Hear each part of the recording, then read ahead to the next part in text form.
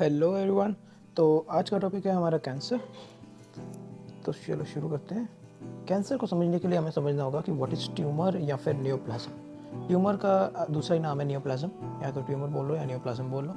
Basically ये क्या होता है, एक ग्रुप ऑफ सेल्स जो कि अनकंट्रोल्ड डिवीजन शो करते हैं, जिनके अंदर जो सेल्स हैं like normal healthy human body के जो सेल्स हैं वो एक कंट्रोल्ड डिवीजन शो करते हैं, उनमें प्रॉपर सेल साइकिल चलती है। लेकिन जो ट्यूमर के सेल्स होते हैं या फिर कैंसर के सेल्स जो होते हैं वो कभी डिफ्रेंशिएट नहीं करते और ना ही डाई आउट करते हैं और अनकंट्रोल्ड डिवीजन शो करते हैं। अब ट्यूमर के दो टाइप्स होते हैं, पहला है बिनाइन ट्यूमर और दूसरा है मैलिग्नेंट ट्यूमर। बिनाइन ट्यूमर में क्या होगा कि जो डिवीजन का रेट होगा, जो सेल्स डिवाइड करेंगे उसका रेट जो होगा वो स्लो होगा। दूसरी बात, remain confined at its site, मतलब ये एक जगह पर लोकलाइज्ड रहेगा, ये यहाँ से कैंसर ये स्प्रेड नहीं होगा किसी और बॉडी पार्ट में। और तीसरी सबसे इम्पोर्टेंट बात बेनाइन ट्यूमर की ये है कि इट इज़ नॉन कैंसरस, ये कैंसर कॉज नहीं करता। क्यों? क्योंकि ये बेसिकली स्प्रेड नहीं होता पूरी बॉडी में, इसके अंदर मेटास्टैसिस की प्रॉपर्टी नहीं होती। मेटास्टैसिस क्या होता है वो समझते हैं मैलिग्नेंट ट्यूमर में। लेटेंट फेज और मेटास्टैटिक फेज, ये दो फेजेस होते हैं मैलिग्नेंट ट्यूमर के। अब लेटेंट फेज में क्या होता है, ये बिनाइन ट्यूमर जैसा होता है, जैसे कि डिवीजन रेट जो होगा वो स्लो होगा और कन्फाइंड रहेगा एक ही जगह पे और इससे कैंसर नहीं होगा। जबकि इसका दूसरा फेज जिसमें कि मेटास्टैसिस करते हैं सेल्स, उसे बोलते हैं मेटास्टैटिक फेज।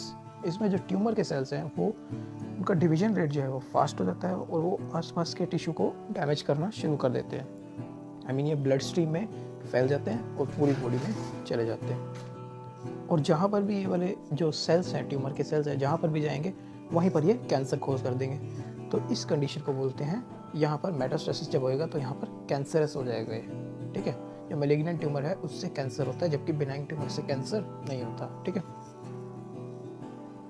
अब प्राइमरी ट्यूमर और सेकेंडरी ट्यूमर समझते हैं। प्राइमरी ट्यूमर क्या होगा, जहाँ पर ट्यूमर अराइज किया है, जहाँ पर उसका ओरिजिन है, उसे बोलेंगे प्राइमरी ट्यूमर, ठीक है। लेटेंट फेज या फिर बिनाइन ट्यूमर जहाँ पर होगा। सेकेंडरी ट्यूमर क्या होगा, ट्यूमर जो कि दूसरे ऑर्गन्स को जाके इफेक्ट कर रहा है, जो ब्लड स्ट्रीम में फैल चुका है और जो सी भी उसकी साइट है जहाँ पर जाके उसने अफेक्ट करा है अपना, उस साइट को बोलेंगे सेकेंडरी ट्यूमर, और जहाँ पर ट्यूमर का इफेक्ट दिखेगा, ठीक है।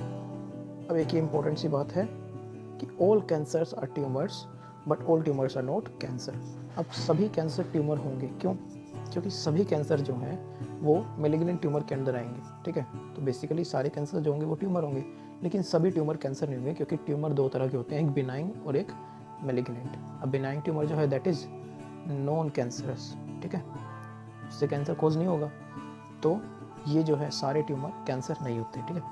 अब ये जो नीट के लिए बहुत इंपॉर्टेंट टॉपिक है, प्रॉपर्टीज़ ऑफ कैंसर, जो कि बहुत बार पूछा गया नीट में, इससे रिलेटेड बहुत सारे सवाल आते हैं हर बार नीट में।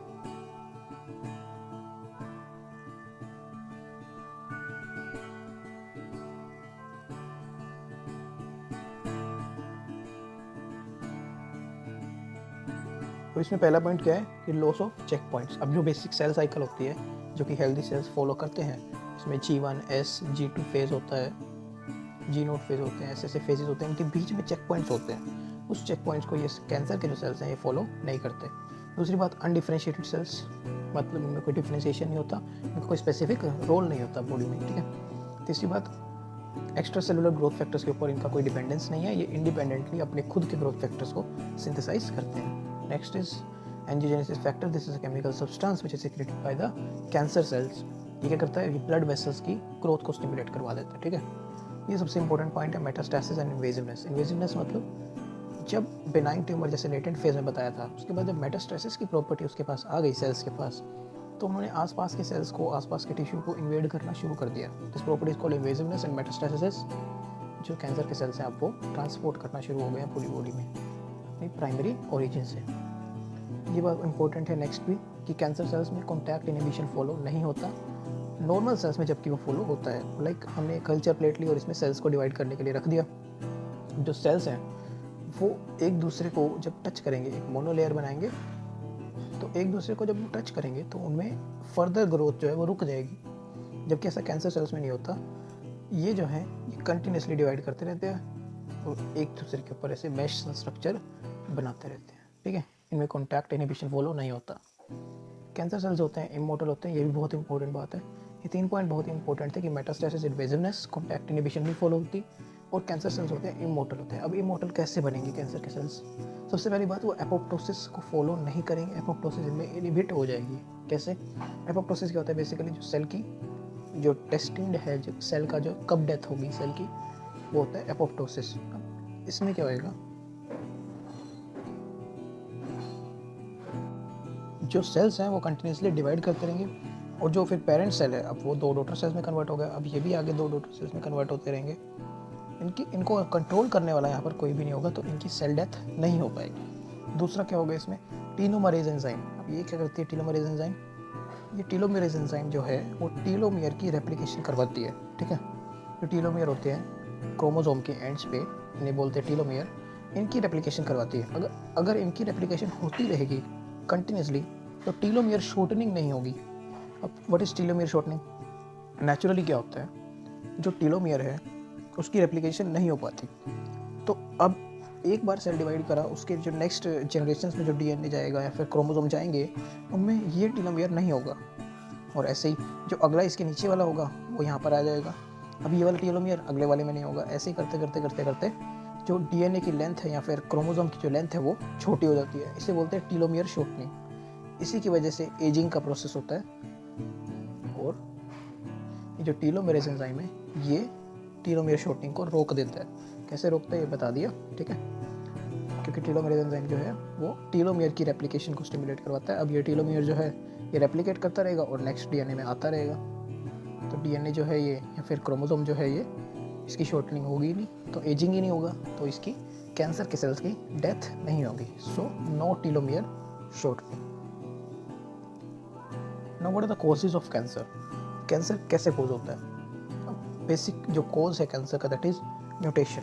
अब म्यूटेशन कहाँ पर या फिर कैसे म्यूटेशन?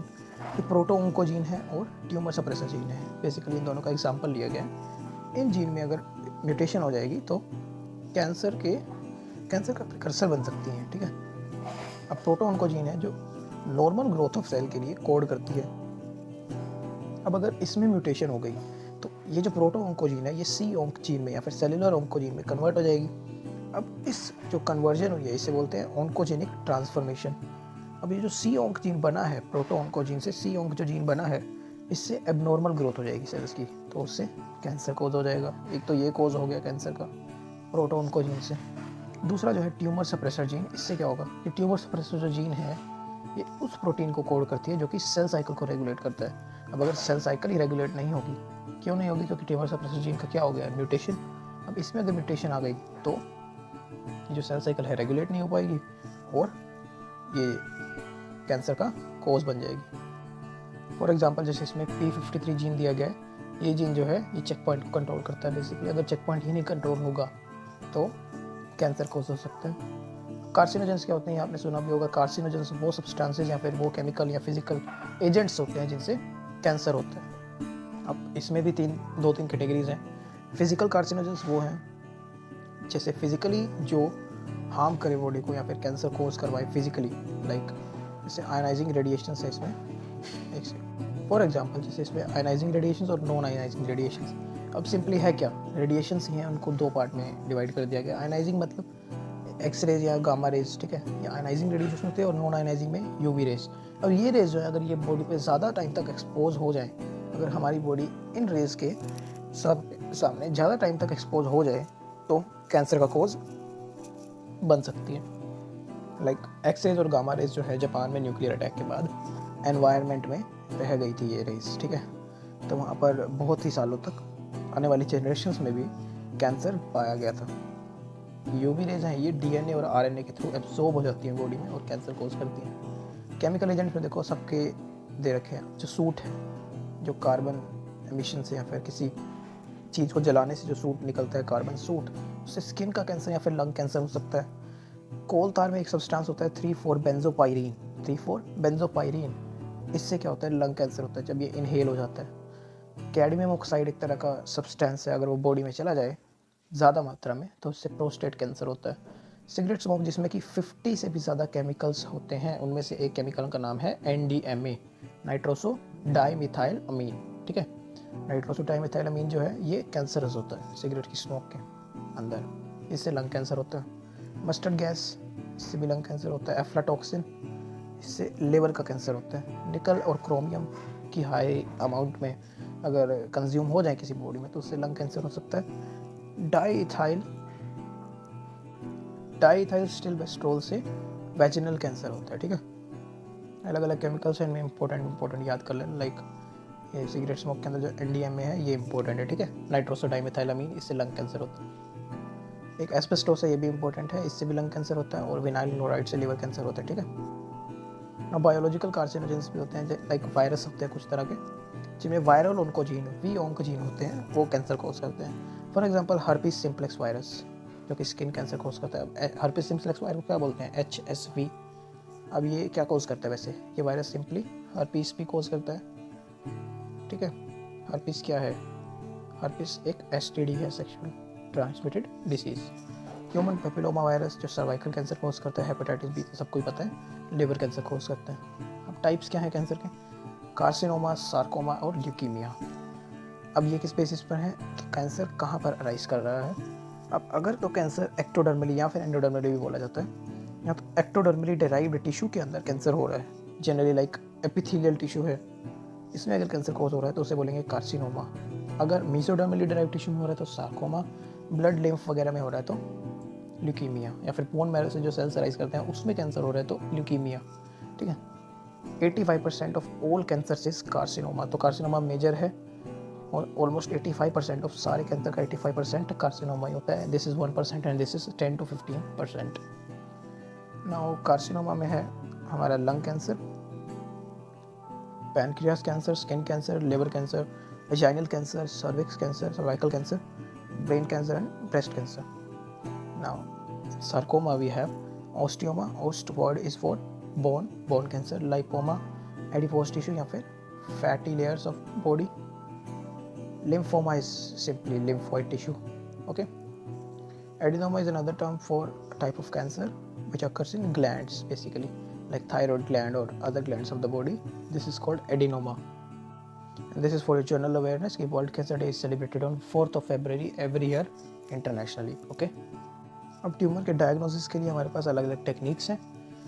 अगर ट्यूमर का अर्ली डिटेक्शन हो जाएगा लेटेंट फेज में तो उसका क्या बेनिफिट होगा कि अभी तक ट्यूमर मेटास्टैटिक नहीं हुआ है, पूरी बॉडी में स्प्रेड नहीं हुआ है। ठीक है, तो इससे क्या हो सकता है, हम बायोप्सी परफॉर्म कर सकते हैं।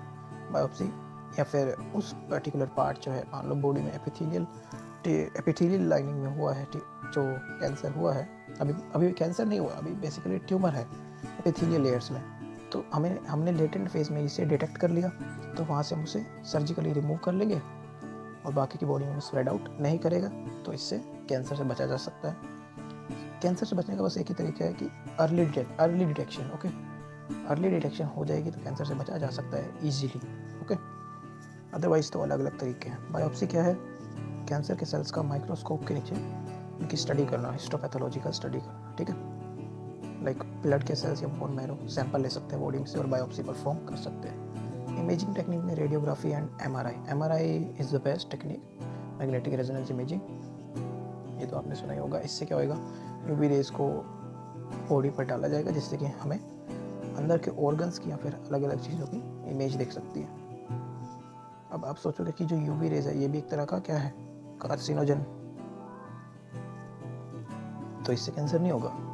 क्यों नहीं होगा, क्योंकि ये जो यूवी रेज है ये कुछ ही समय के लिए बॉडी को इसका एक्सपोजर मिल रहा है। अगर यूवी रेज ज़्यादा समय तक एक्सपोजर हो जाए बॉडी में तो कैंसर कोज कर सकती है, अदरवाइज नहीं। वैसे हम एक्सरे वगैरह करवाने जाते हैं, उसमें भी तो हमारे जो भी फ्रैक्चर्ड बोन है उस पर एक्सरे डाली जाती है, लेकिन that is just for a second और 2। ओके, कुछ सेकेंड्स के लिए ही एक्सपोज होती है हमारी बॉडी इस तरह की आयोनाइजिंग या फिर नॉन आयोनाइजिंग रेडिएशन से। ठीक है, रेडियोग्राफी में क्या है, एक एक्सरे वगैरह से हम या फिर CT स्कैन से पता लगा सकते हैं कि कहाँ पर है। ठीक है, एक है इम्यूनो डिटेक्शन और मॉलिक्यूलर डायग्नोसिस। ठीक है, ये आप पढ़ लेना। ये हर्सेप्टिन एंटीबॉडी है जिससे कि ब्रेस्ट कैंसर का पता लगाया जा सकता है। ठीक है, now 50% of cancer is due to tumour suppressor gene के म्यूटेशन से। अगर ट्यूमर सप्रेसर जीन का म्यूटेशन हो गया तो उससे कैंसर होता है। 50% ऑफ कैंसर इसी तरीके से होता है, tumour suppressor gene, that is P53 gene इसका एग्जाम्पल है ट्यूमर सप्रेसर जीन का।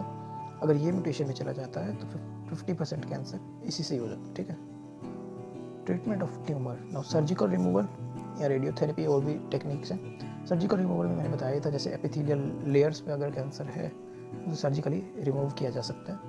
रेडियोथेरेपी में UV rays, I-131 iodine, cobalt and radon etcetera etcetera, ये चीज़ों के ट्यूमर सेल्स को किल किया जा सकता है। लेज़र टेक्निक भी होती है इसमें। और कीमोथेरेपी में we have this vinblastine and vincristine, ये ड्रग्स आपने केमिस्ट्री में पढ़े होंगे। इससे ल्यूकीमिया, जो कि ब्लड या लिम्फ का जो कैंसर होता है, वो ट्रीट किया जाता है, ठीक है। इन्हें एंटी कैंसर ड्रग्स बोला जाता है, विनब्लास्टिन एंड विनक्रिस्टिन, केमिस्ट्री में भी आपने पढ़ा होगा।